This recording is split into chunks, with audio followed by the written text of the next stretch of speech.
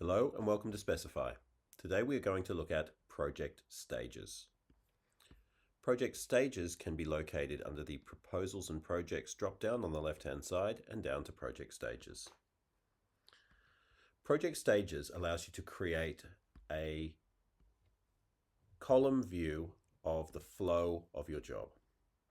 So under Configure Stages, you can go ahead and create the different phases for which your jobs would fall into, and you have a visual representation of those jobs.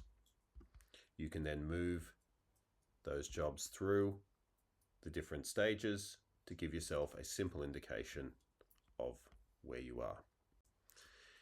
Now, more recently, this has a relationship to our payment terms.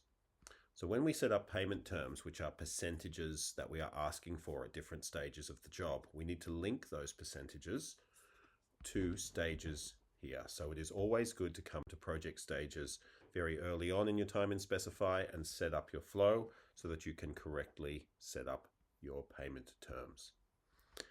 As you pass projects through those stages, you will be prompted to create the relevant invoices. Thank you.